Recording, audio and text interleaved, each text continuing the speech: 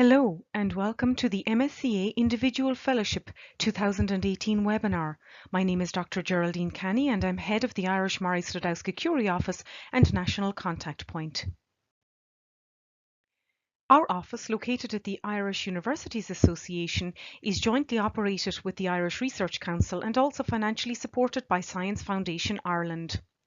Our missions are to promote MSCA and to provide information, to provide high-quality support and training to applicants, as well as to contribute to policy initiatives. We are two staff members, Grace McCarthy and I.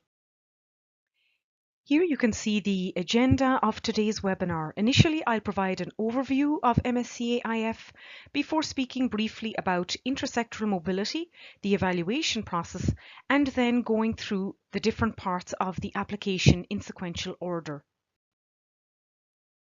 This slide provides an overview of individual fellowships. These are for experienced researchers, and as of this year, applicants can officially apply to carry out a part-time project. They fully fund fellowships, and we will speak about the budget later on in the presentation. The deadline, as you are aware, is 5 p.m. Brussels time on September 12th. The overarching goal of Murray Slodowska-Curie Actions is to provide high-quality training in research in order to enhance the career prospects of researchers at all career stages through international and intersectoral mobility. The goal of individual fellowships is to enhance the creative and innovative potential of experienced researchers who wish to diversify their individual competence in terms of skill acquisition through advanced training, international and intersectoral mobility. Two main requirements determine applicant eligibility. Firstly, with respect to research experience, the researcher or applicant must have at least 4 years full-time research experience or a PhD before the call deadline. Any gaps, career breaks, etc. should be clearly explained and clear to the evaluator from the CV. Secondly, two types of mobility rule apply. Firstly, the general rule, whereby the applicant cannot apply for a fellowship in a country where they have lived or carried out their main activity for more than 12 months in the 3 years prior to the call deadline. Secondly, for some fellowships, the relaxed mobility rule applies, whereby the researcher cannot apply for a fellowship in a country where they have lived or carried out their main activity for more than 36 months in the 5 years prior to the call deadline. Do double check you are eligible before you begin the application and address any queries to the research office or main contact in the host organisation. Now detail the different types of individual fellowships. Firstly, for European fellowships, of which there are 4 types. The standard fellowship is of a maximum duration of 24 months, and the general mobility rule applies. Applicants can be of any nationality. Career restart fellowships are of a maximum duration of 36 months.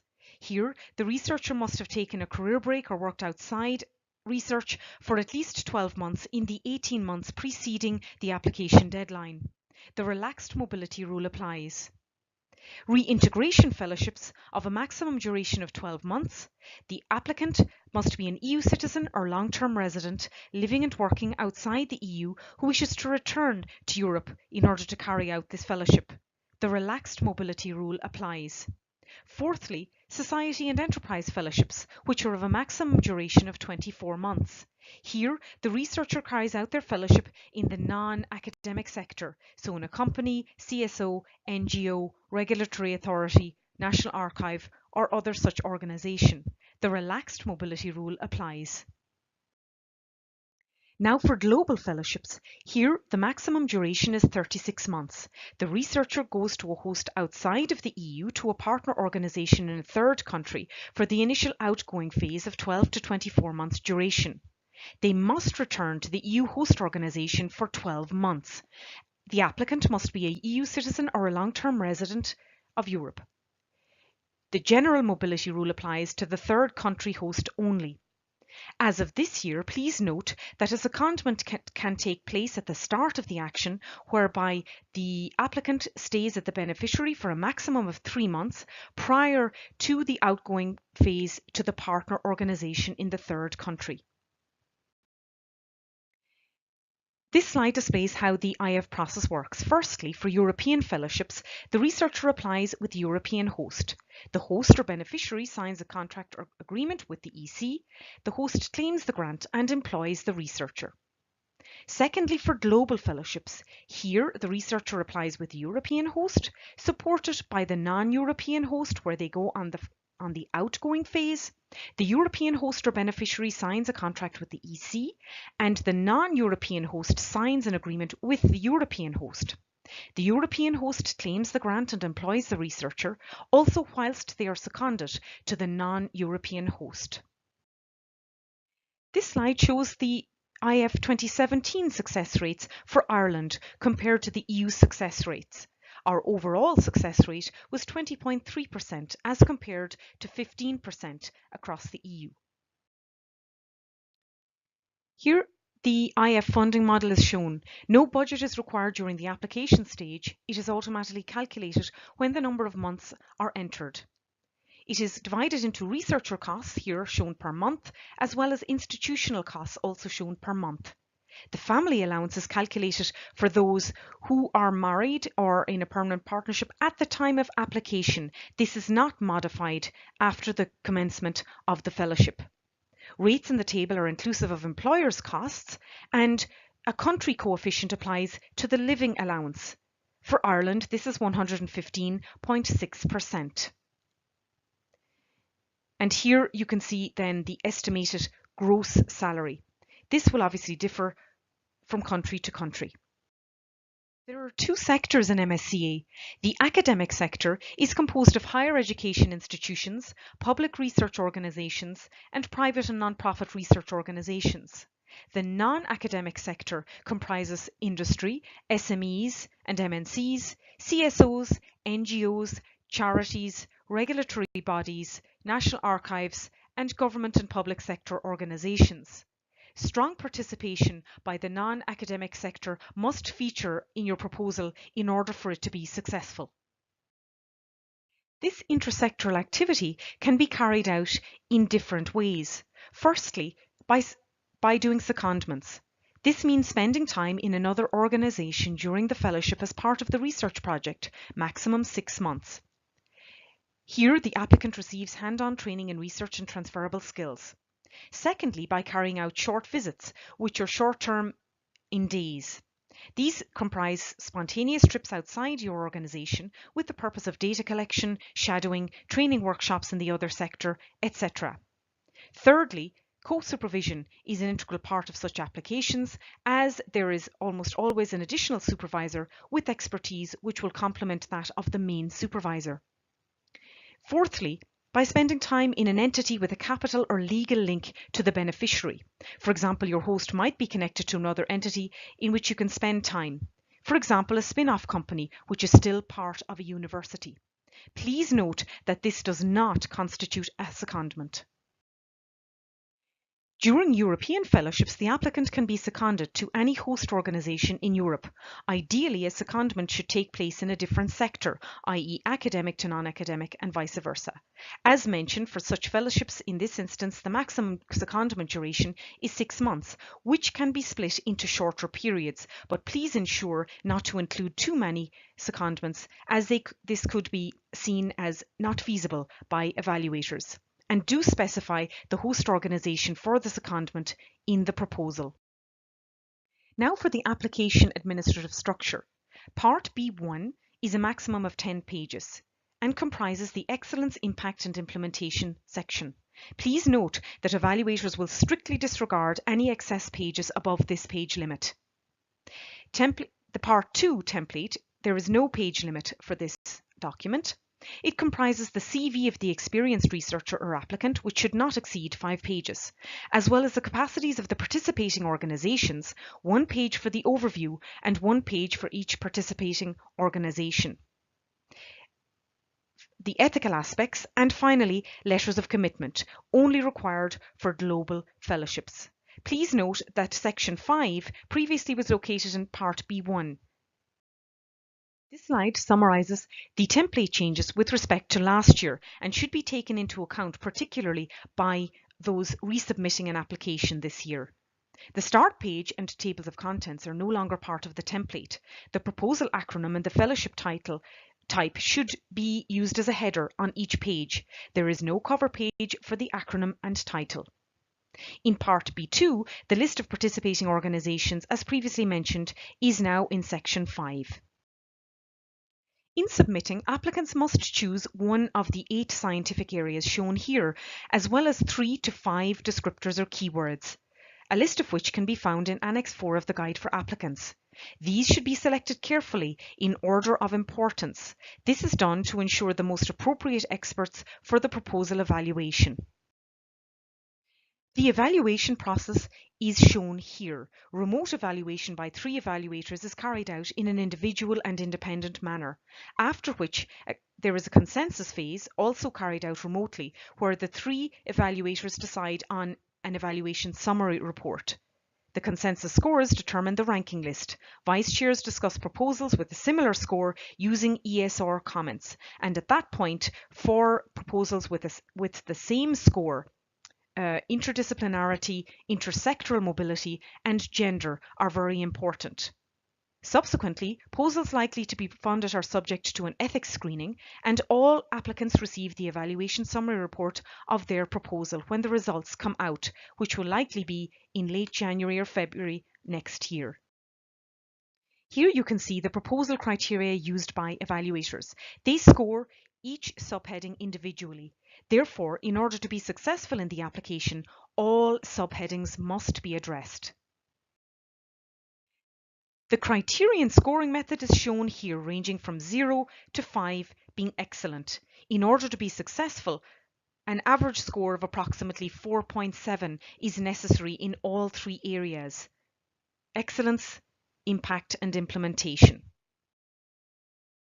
The evaluation criteria, as I just mentioned, and their weighting of 50% for excellence, 30% for impact, and 20% for implementation are shown here. In order to be further discussed, the threshold reached must be 70%. However, as you will see in the following slide, in order to be successful, a far higher score is necessary.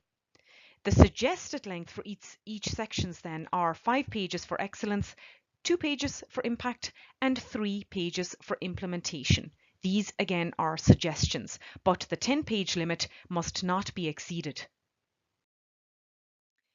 The 2017 cut-off scores for funding for these highly competitive fellowships are shown in this table.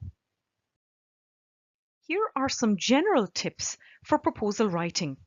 A self-explanatory title and a memorable acronym should be used. For resubmissions, do not just use the evaluation summary report. Your new proposal will not be evaluated by the same evaluators last year. Evaluators will have access to the ESR after they have marked your current application. Be aware of the overall weighting of each criterion. You need to score well in all sections in order to be funded. Use the template provided in order to use the exact subheadings. Please do not change these as they match the evaluation template. Put the proposal acronym in the header and put page numbers, format X of Y, in the footer. Layout is of critical importance. Use charts, diagrams, text boxes, figures where you can in order to explain aspects of the project, as this also saves space. Using tables when appropriate is also an effective means to present information in a condensed manner and in addition save space. Do use the correct font size, line spacing, etc. as indicated in the guide for applicants, and ensure any colour diagrams, etc. are also understandable when printed, also in grayscale. Use highlighting where appropriate. For example, bold can be used very effectively, but do not overuse this. Also, use literature reference in the footnotes, and the font size here should be 8 or 9, minimum 8. With respect to language, it is advisable to avoid jargon.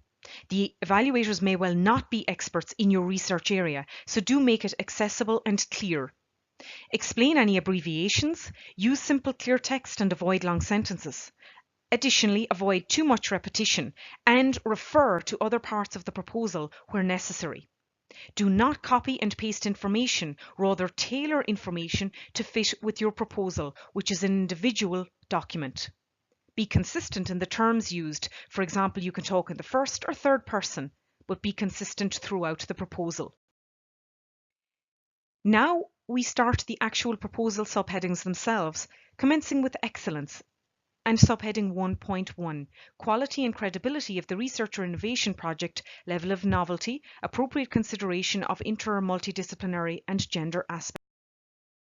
Here for quality of the R&I action, the introduction to discuss the state of the art and specific objectives.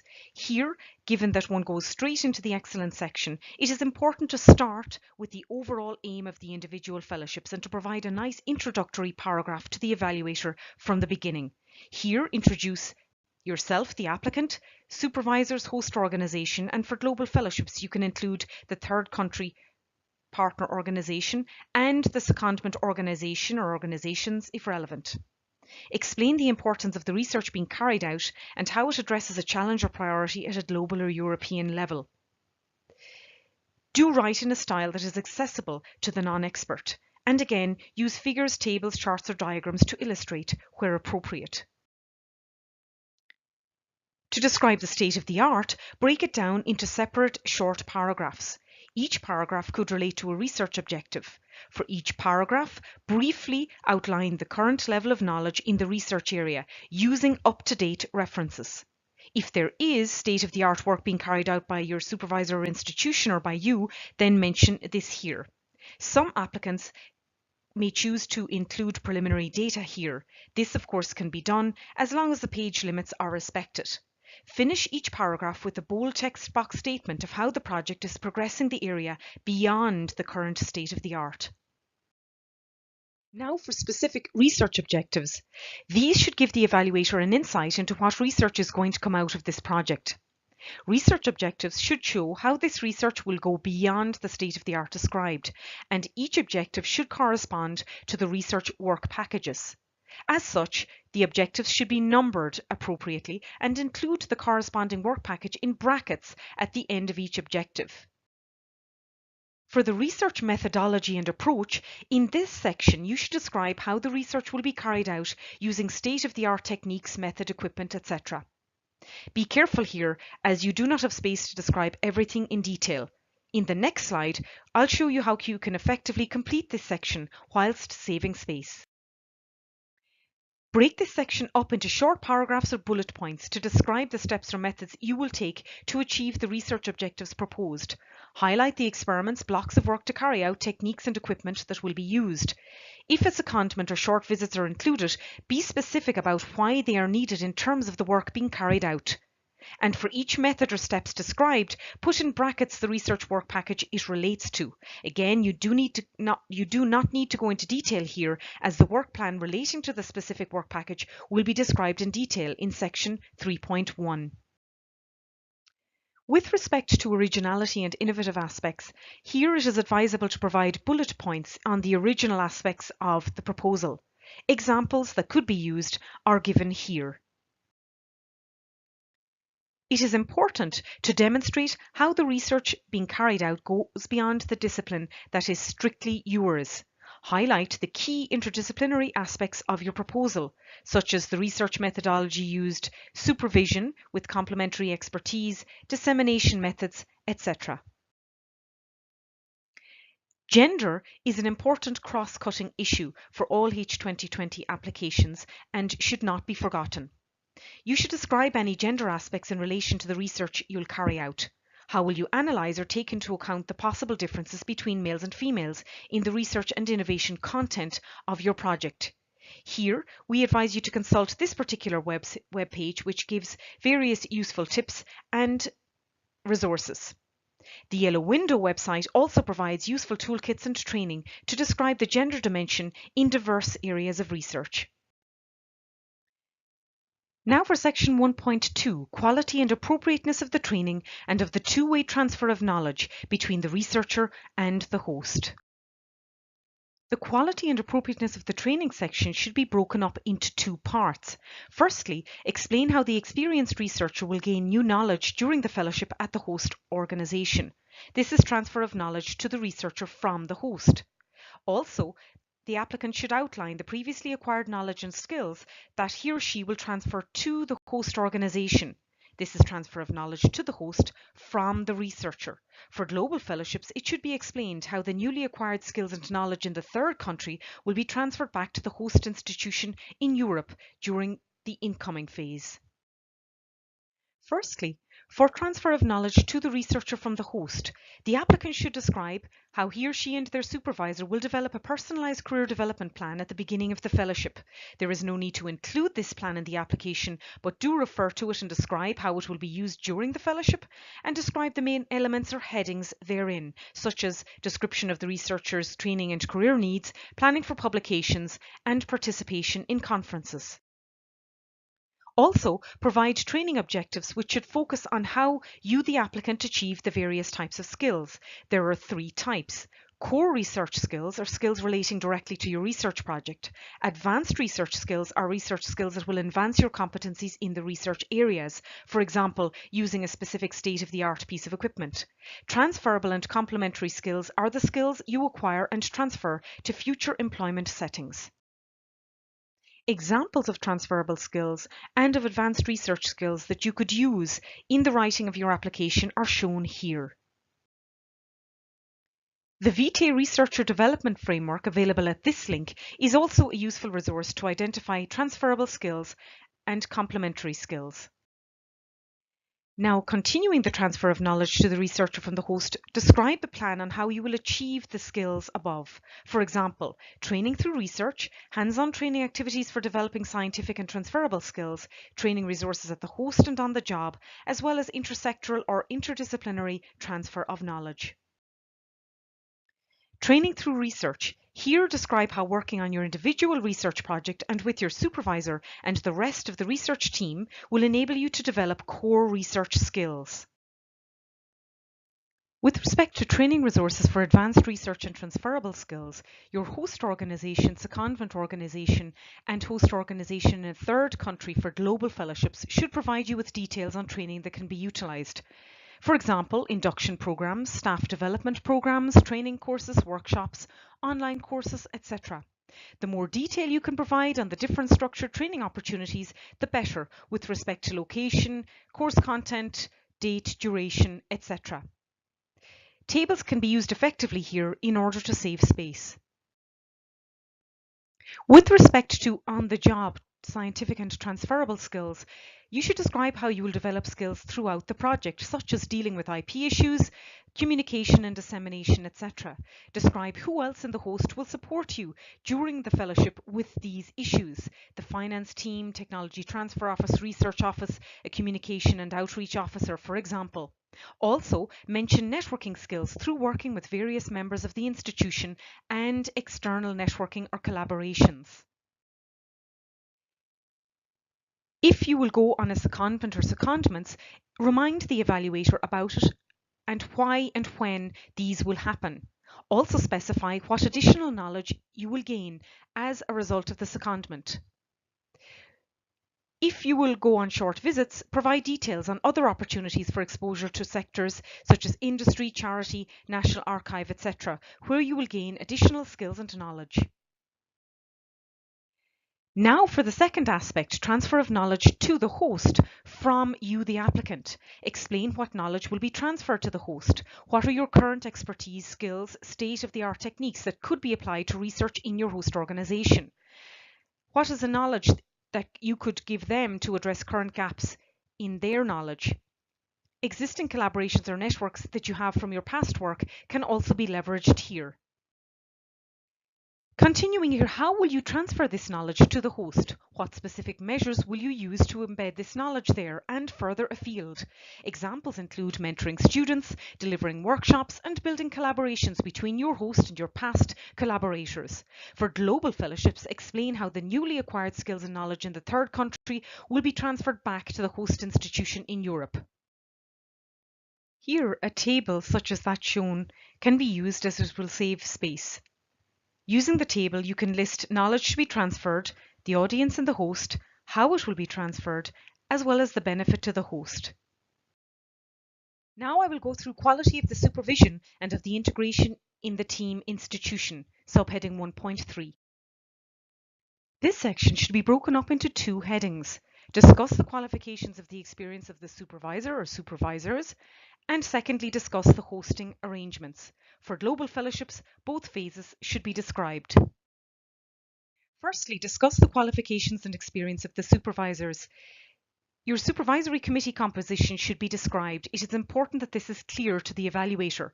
For European fellowships, your primary supervisor would typically be in the beneficiary, and the co-supervisor could also be a member of the same team or within the same host. If you are doing a secondment, you must have a supervisor for this period also.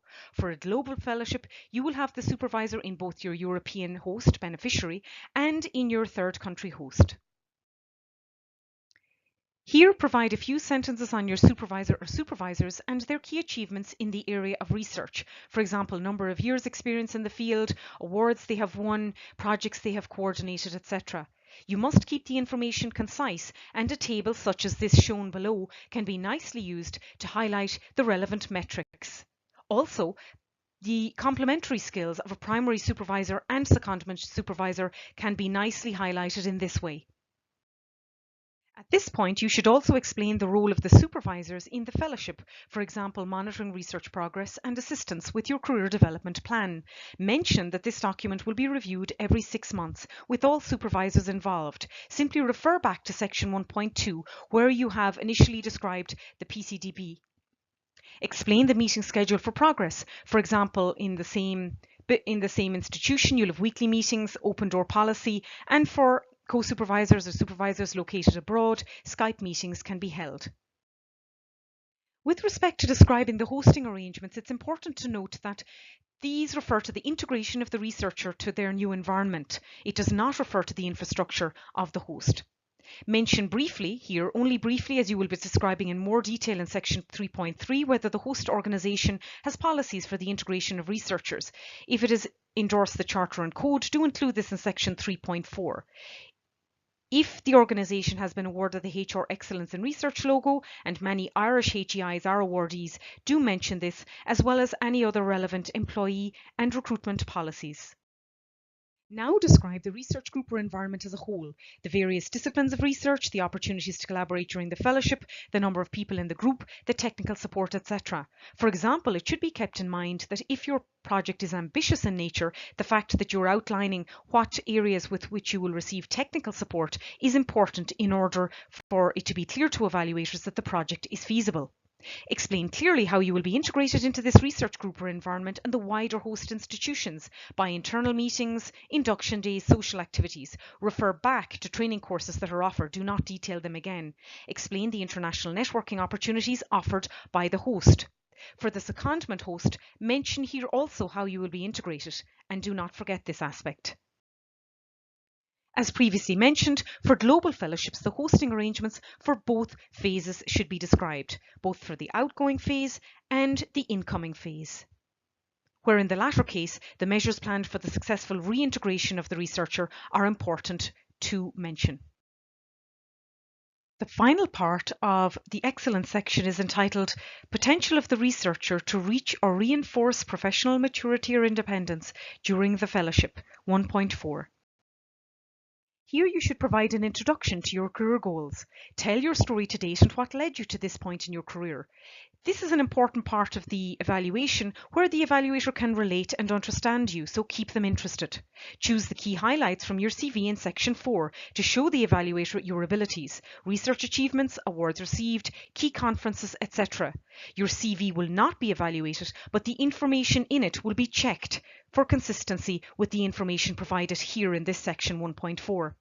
Demonstrate how you have key transferable skills, and at the end of this section, remind the evaluator why you were the best person to do this fellowship to achieve the research results and reach your career goals.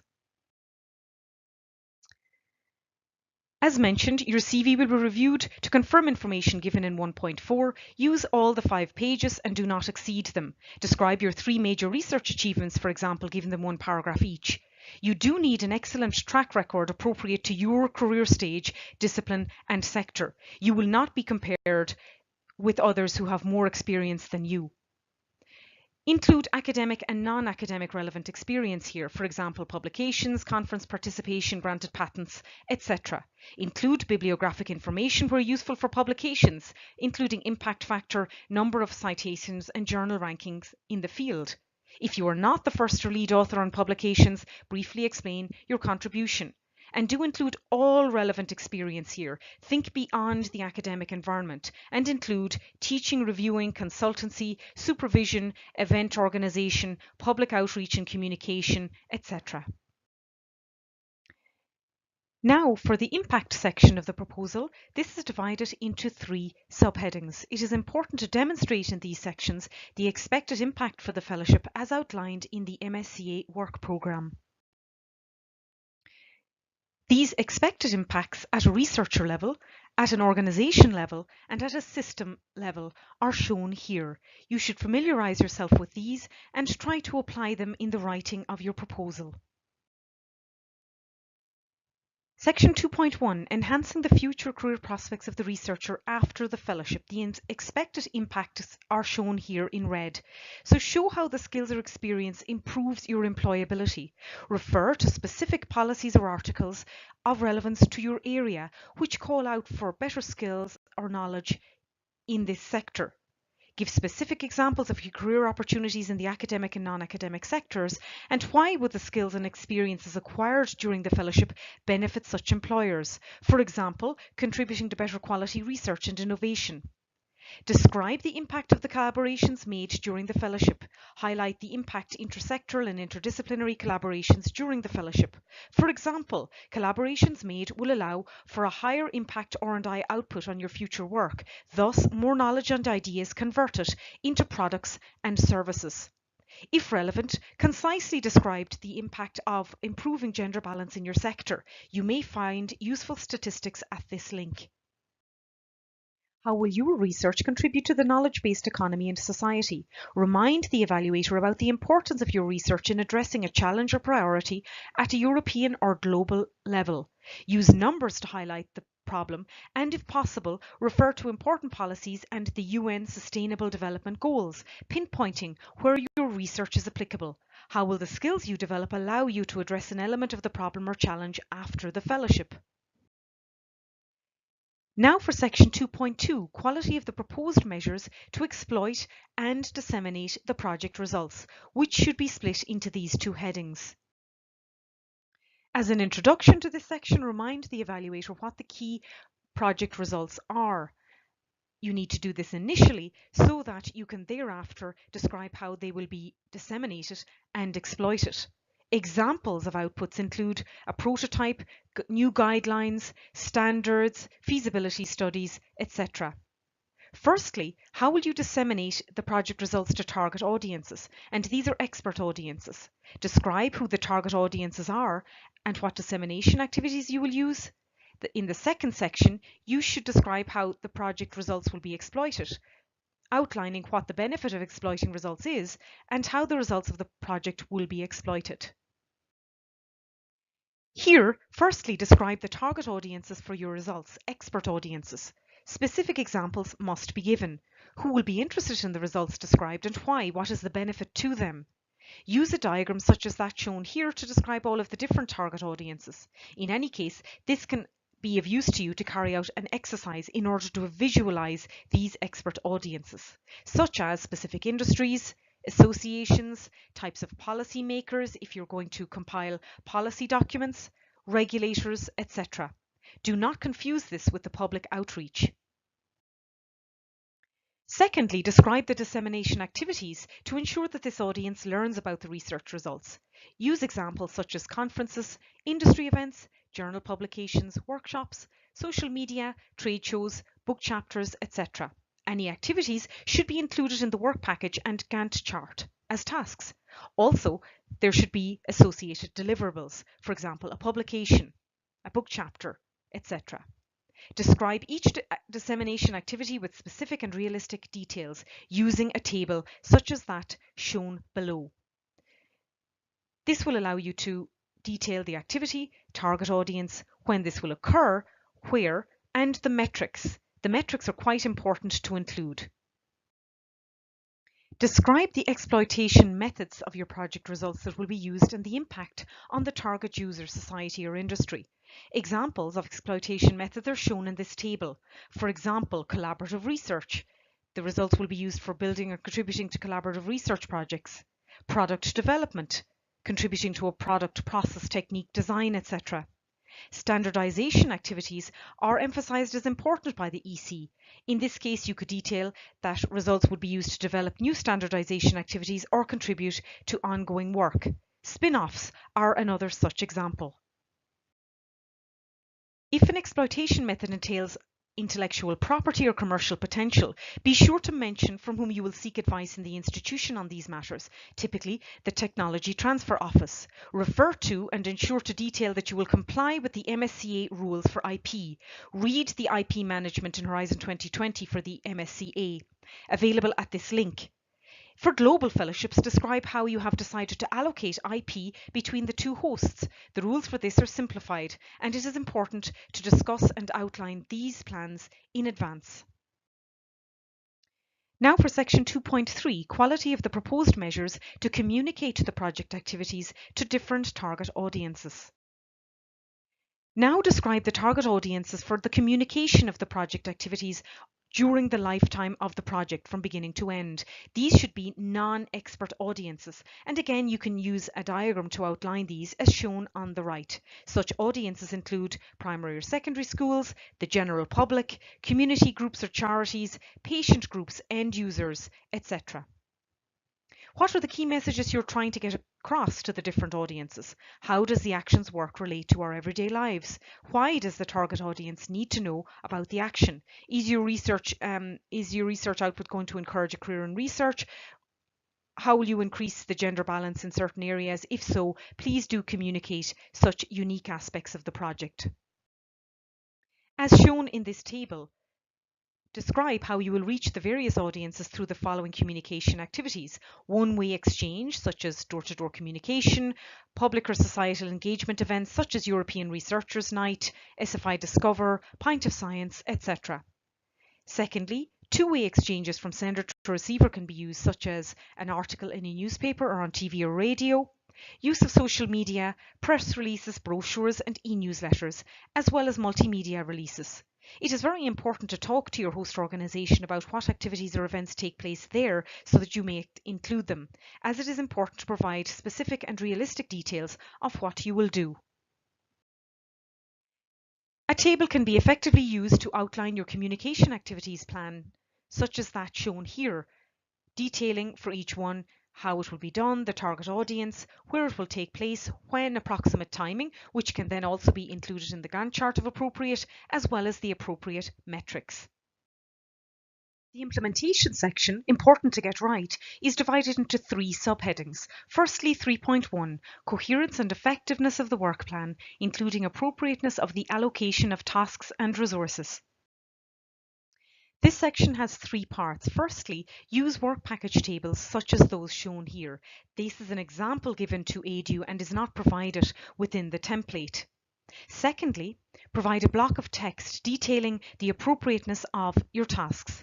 And thirdly, include a Gantt chart, which counts as part of the 10-page limit. A Gantt chart example is included within the template and we recommend you use this. Firstly, for the work package tables, there should be a maximum of 6 work packages, of which 2 to 3 should be devoted to research work packages. These can run sequentially or concurrently and can be interconnected.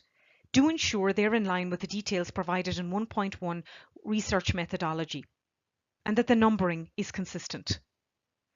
A work package for management is usually used, entailing meetings with supervisors and standard reporting, etc. A work package for training and transfer of knowledge is used to delineate the tasks or events which should match the details provided in section 1.2. It is also, if space is very limiting, possible to have one work package for management and training. Finally, a work package devoted to dissemination and exploitation, communication and public engagement. The tasks and events and deliverables here should match the details provided in sections 2.2 and 2.3. Use a work package table such as that shown here. The work package number with the start month and the end month. You do not need to give the exact date, but just the estimated month number. The secondment or TC host remind the evaluator where time outside the main host will be spent. With respect to the work package title, use a title of a few words. Keep this concise. The tasks are the steps, events, etc. that you will carry out to complete the work package and should be appropriately numbered as shown here. The deliverables constitute distinct outputs of the work package, such as reports, conference proceedings, data analysis, documents, prototypes, software, etc. There could be different versions of deliverables. For example, the career development plan is modified every 6 months, and this can be shown as a deliverable at the appropriate time point. Milestones, numbered as shown here, are control points to help with progress and allow moving on to the next stage of the project. For example, completion of data analysis, development of career development plans, etc. In the interest of space, you might only consider including deliverables and milestones in the Gantt chart. With respect to the short text now, outlining the appropriateness of your tasks, at this point you must keep it very concise. Use bullet points if possible. Refer to your tasks in the work package tables in the section beforehand. Describe how the work packages, their timing and the workload make sense so that the evaluators can see that the project is feasible. Explain why the length of the fellowship, the number of person months is appropriate to complete all the work foreseen in the work packages, and aim to highlight here the strengths and feasibility. Thirdly, for the Gantt chart, use the style Gantt chart shown below as provided in the template. Adapt as needed according to the activity you have proposed in your work packages. Remove any columns that refer a duration longer than that of your proposal, and add as much detail as needed for your proposal, ensuring that it is nonetheless legible when printed out for the ease of the evaluators. Now for section 3.2, appropriateness of the management structure and procedures, including risk management. Clearly show that you're addressing everything asked for by providing the 3 bold headings as shown here. You must be concise at this point. Provide a diagram showing the management structure. The supervisors and the researchers are the main managers assisted by the host organization structures. For example, a communication and outreach officer, the TTO, etc. Secondly, progress monitoring. Explain how the research, training and career planning will be monitored. Refer back to section 1.2 as you do not have much space to detail this here. How will supervisors support the project progress? Explain the meeting schedule. Thirdly, risks and contingency plans. Here you should use a table. Identify specific risks, research risks and management risks that could delay the progress of the deliverables, such as a delayed start, equipment failure, etc., and contingency plans. It is important not to forget this aspect, as applications are frequently critiqued for not appropriately identifying risks and relevant contingency plans. If an entity with a legal or capital link is involved, please name it here, as well as support services provided by the host institution. List these as shown below in a table, describing how the host provides an excellent environment for hosting and supporting. So break this table down into the different support services, such as HR services, the TTO, who will support you with exploitation aspects, and your access, if relevant. Finally, section 3.3, appropriateness of the institutional environment and infrastructure. At this point, you will have very little space left, so you must be concise. This section should read like the conclusion of what has been described previously. Remind the evaluator about the contribution and commitment of the main host, the secondment host and/or the third country host to the various activities in the project. With respect to research activities, referring back to the research methodology and state of the art in the excellence section. Reminding the evaluator that the host is an expert in the area. With respect to the integration of the researcher to the team, referring back to section 1.3. Also, you can refer to host services described in section 3.2. Refer to the excellent supervision again, as was detailed in section 1.3, and highlight the opportunity to receive further training in research skills and transferable skills as outlined previously in section 1.2. A table can be provided listing the key infrastructure necessary to complete the research and training activities. Do not explain the infrastructure here as you do not have sufficient space. Research or technical infrastructure includes equipment, lab, software, technology, etc. And administrative infrastructure comprises staff training resources, library use, access to the finance office, research office, etc. Now we move to part B2, which comprises the CV of the experienced researcher that we have previously explained, the capacity of the participating organisations. Section 6 comprises ethical issues, and 7, the letter of commitment, only necessary for global fellowships.